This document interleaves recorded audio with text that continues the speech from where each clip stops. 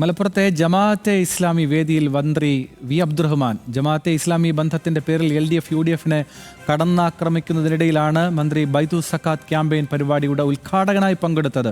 ഭൂരിപക്ഷ വർഗീയതയും ന്യൂനപക്ഷ വർഗീയതയും ഒരുപോലെ എതിർക്കണമെന്ന് അബ്ദുറഹ്മാൻ പറഞ്ഞു. ശാന്തകുമാർ ചേരുന്നു വിവരങ്ങളുമായി. ശാന്തകുമാർ, ഇപ്പോൾ നടക്കുന്ന കോലാഹലങ്ങൾക്കിടയിലാണ് മന്ത്രി അബ്ദുറഹ്മാൻ ഈ വേദിയിലെത്തുന്നത്. എന്തൊക്കെയാണ് വിശദാംശങ്ങൾ?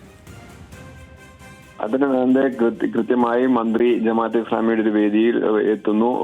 വിശദമായി വർഗീയതയെ കുറിച്ച് വിശദമായി സംസാരിക്കുകയും എല്ലാം ചെയ്യുന്നു.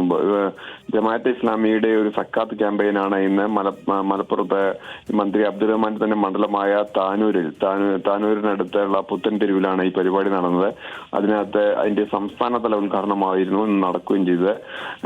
ജമാഅത്തെ ഇസ്ലാമിയുടെ പ്രധാനപ്പെട്ട നേതാക്കളായ ആരിഫ് അലിയും അതുപോലെ തന്നെ ഷെയ്ഖ് മുഹമ്മദ് കാരക്കുന്ന് ഉൾപ്പെടെയുള്ള നേതാക്കൾ എല്ലാം ഈ ചടങ്ങിൽ പങ്കെടുക്കുകയും ചെയ്തിട്ടുണ്ട്.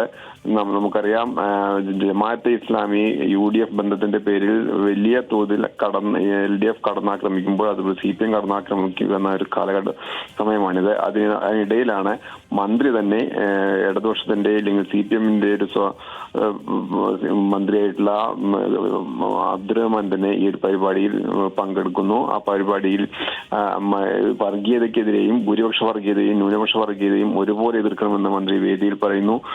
തുടങ്ങിയ ഒരു പ്രധാനപ്പെട്ട നേതാക്കൾക്കൊപ്പം പങ്കെടുത്തുകൊണ്ട് തന്നെ അദ്ദേഹം ഇത്തരത്തിൽ ഒരു പ്രസ്താവന അവിടെ നടത്തുകയും ചെയ്യുന്നുണ്ട്. എന്തായാലും വരും ദിവസങ്ങളിൽ വലിയ ചർച്ച ആവാൻ കൂടി ഇടയുള്ള ഒന്ന് തന്നെയാണ് മന്ത്രിയുടെ ഈ ഉദ്ഘാടന ചടങ്ങ്.